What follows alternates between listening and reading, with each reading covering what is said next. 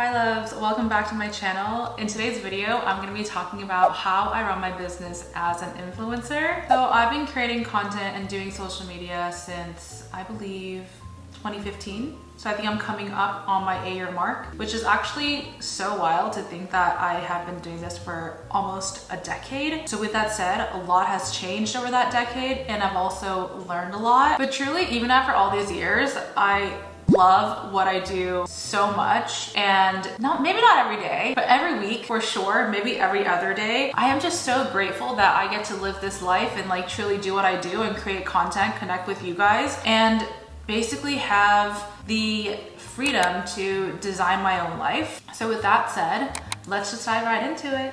So first things first, I feel like when we begin anything, it's really important to get our priorities straight. So basically at the top of the year, as many of us do, I do plan. I make a long-term goal for the year. I set my goals and intentions. And this is actually really important. This is why we all do it. And it's like totally a thing. Of course, goals and timelines do change. And this is something that I've had to accept because in the past, I feel like I was so rigid about timelines. But I'm like, you know what? It is fine. Timelines change, goals change. I also like that there's been a big shift from like also goal setting to intention setting. I feel like with goals, it's very like, I need to hit this mark, and if you don't hit that mark, you feel like as if you failed. As with intentions, I feel like they're kind of evolving and it's something that you are intending to do and work on. So for example, instead of being like, I want to hit 500,000 subscribers on YouTube, instead of saying that, you can frame it with your intention of I want to continue building a really strong, loyal community on YouTube.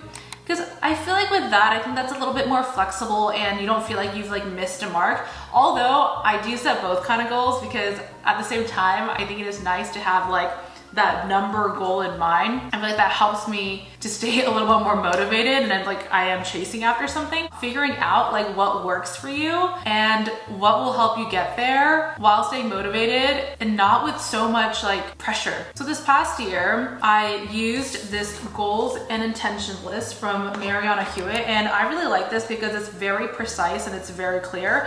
There's 3 categories. There's goals and intentions for your personal, professional, and a section for dream big, meaning like it does not have to be done in the year 2023. It's just like absolutely dream big. Like I want to be featured on, I want to be on the cover of, I want to build like an 8-figure business, something like that, you know. I feel like there's things for like the dream big section. I made another section for intentions and also like where I listed some quotes on like manifesting and things like that. I really like this format. I think it's very straightforward. It's very clear. I think in the past, my list was getting too lost where it was like too much going on, but I think getting really precise and clear and really focusing on and honing in on what your priorities are has been very helpful for me. Also, where in the past I feel like I faltered in reaching my goals is, I'm sure a lot of us do this, is you set the goal, you set the intention, but you don't set a plan. So you don't set a plan, you don't have actionable steps to get towards it. So I feel like with that, the goal just kind of sits there unattended. So this is something that I've also been doing is like once I have a goal, I think this is why it's also really important to get clear and precise, just so you know like what to focus on instead of your attention being pulled in so many different directions. So basically like I set a goal and then I create a plan. You can either like reverse engineer it, being like, okay, if I want to, again, just going back to the number of subscribers, if I want to hit X amount of subscribers, it's like, how do I get there? Reverse engineer a plan, or you can just create a plan, as in like create a content brainstorm ideas that resonate with me and my audience. Create a content schedule, create a consistent content schedule. See what your analytics are like and see what videos are performing well, what kind of content should I be creating more. I think things like that and just kind of creating more of like a game plan instead of saying this is what I want to do but not having actual steps towards it, because again, like I said, I feel like the goal just sits there. So create a plan. Next point is mental well-being. And do you guys remember, I feel like this is even just like several years ago when it was like hustle culture. People were like, I'm gonna sleep when I die. You work while they sleep. I remember that because I feel like I was in that mode where I was not honoring my mental health or my physical well-being at all. Like I treated my body like shit because I was like, I'm gonna work. But I'm so glad that has actually shifted, because you don't have to literally deprive yourself of wellness in order to be successful. And at the end of the day, I feel like if you aren't taking care of yourself mentally or physically, it's just actually not sustainable. I feel like it actually catches up to you. And in social media, doing what we do, you just like are constantly putting yourself out there. Like, you are your brand, you are the face of the brand. And it could be easy to get caught up in like numbers, performance, and comparison. I mean, like, we're only human. Like, I catch myself in those moments, and whatever I do, I'm like, snap out of it, but it's literally a natural thing. So in my adulthood, as in the past several years, I feel like wellness has been a big proponent in so many of the things that I do, and whether that's meditation or things like therapy. So with that said, I like to thank our sponsor, BetterHelp, for sponsoring this video. Okay, so fun fact, did you guys know that I actually got started with therapy via BetterHelp? So BetterHelp is the world's largest therapy service, and it's 100% online. I think that was one of the things that initially drew me to it, because that takes out you driving, parking, commuting. All you have to do is walk into your room and sit on your most cozy chair and then start your therapy session. So I think that was one of the things that really attracted me to BetterHelp. BetterHelp has a network of 25,000 licensed and experienced therapists, and you also have the option of doing video calls, phone calls, texts, or messages. So I do phone calls, which you basically schedule sessions with your therapist.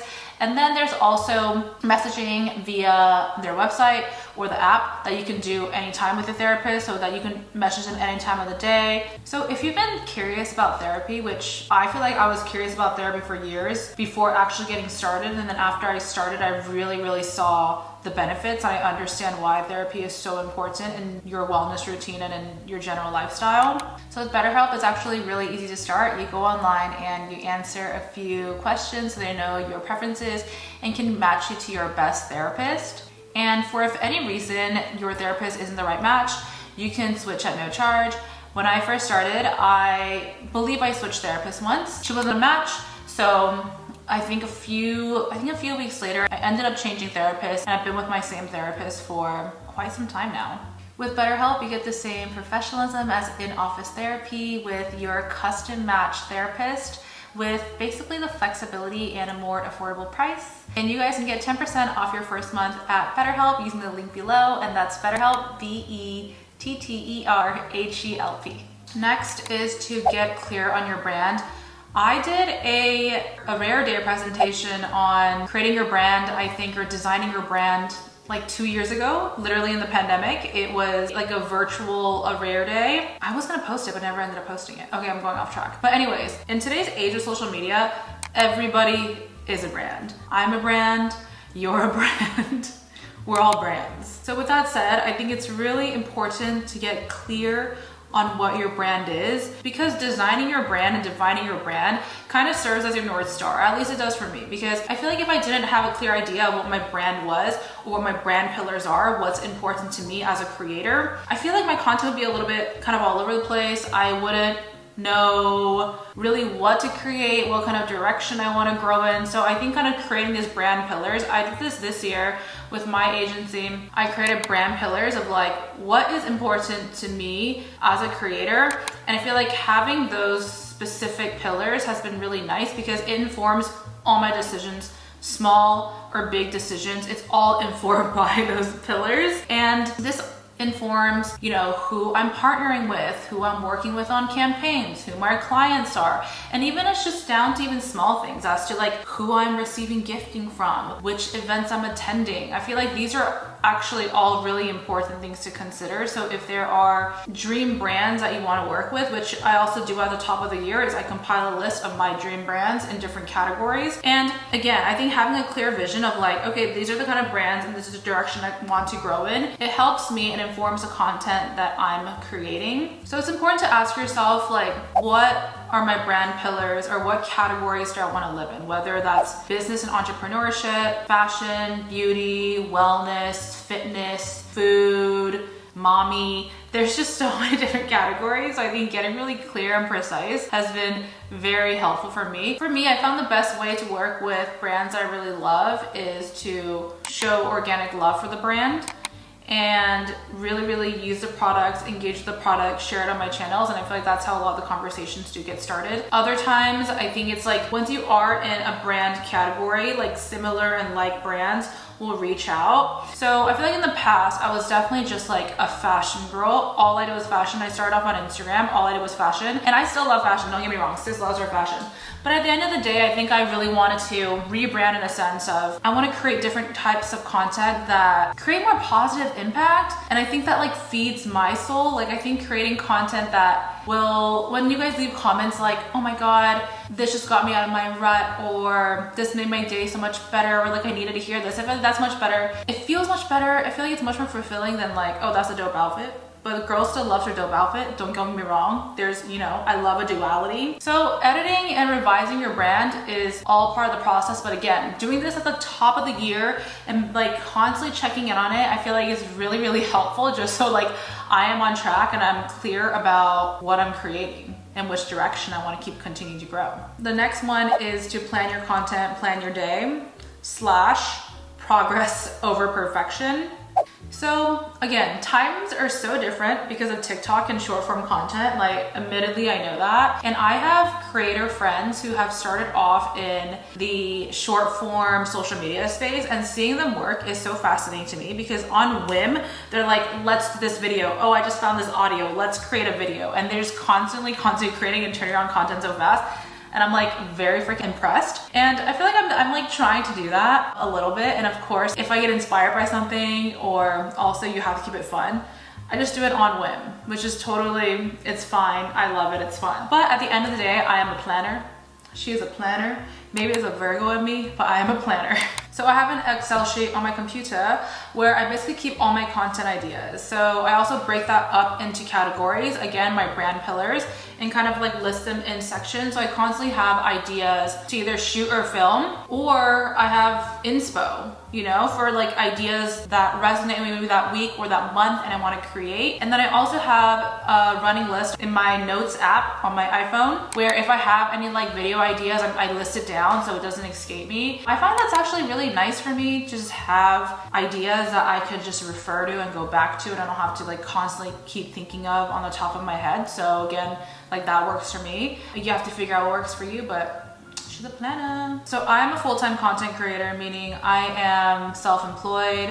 I work from home. I am my own boss. And with that said, I feel like this is why planning is important, because I create my daily schedule. So I need to have a schedule and a plan and a structure and a system for what I am doing every week. Because I mean, with so many lines of work, but especially this line of work, it is so much of you get what you put in. So I definitely have to structure my day so I'm not wasting too much time, and I try to break up my days into different categories. So I'll have a day for like creative brainstorming and another day for just executing content. Creating brainstorming means I'm in my sweats all day, but for content execution days, I'm like, okay, let's just bang out all this content. I batch shoot a lot of my content, whether it's photo or short form. Not so much, I feel like, for YouTube. And then another day could be for like business strategy. So basically I like to put it into different buckets so I don't have to switch gears from being in like business mode to like creative mode. And going back to what I mentioned in the beginning of this point is progress over perfection. The chokehold that perfectionism used to have on me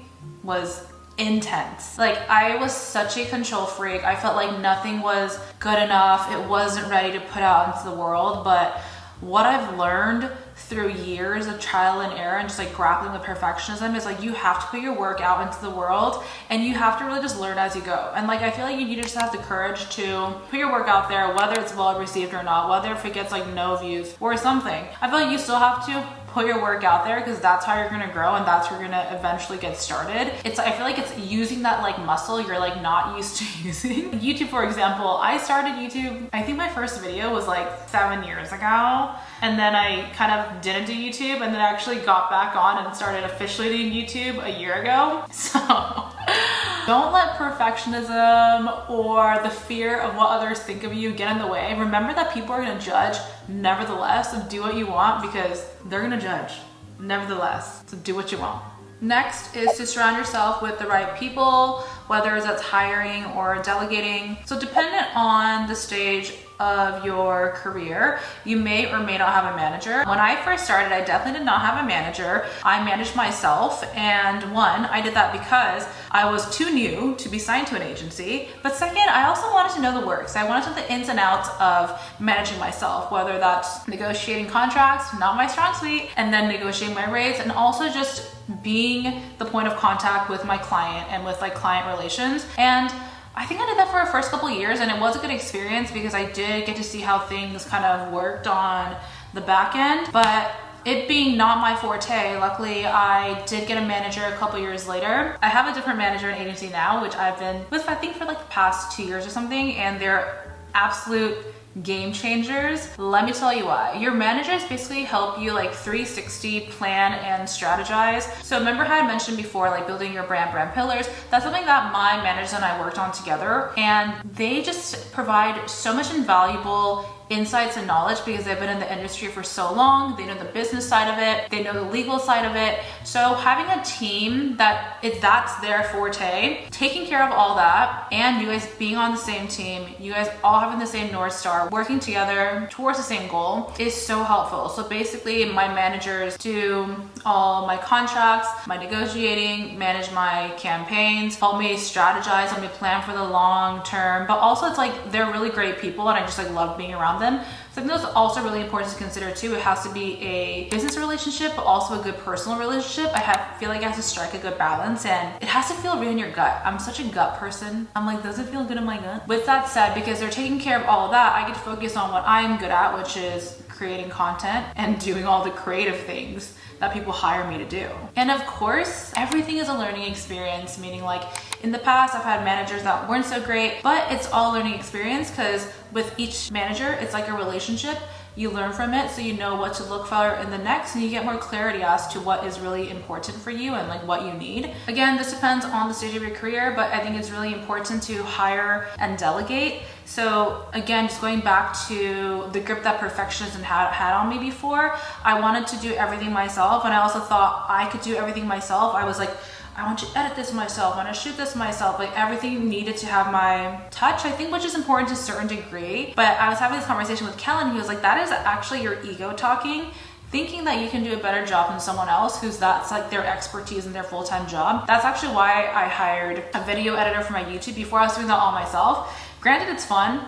I think it was like, some edits were cute, but at the same time, it was consuming so much of my time and energy where that could be placed somewhere else. Basically, when you hire the right person and you delegate the work, you are buying those hours back where you get to invest in what you are actually good at and then move your business forward in that way. So this has been actually so helpful. You just invest in the right people. So next is finances, and this is mindful saving and spending. Managing my finances is something that I definitely learned as I went because I was never taught it.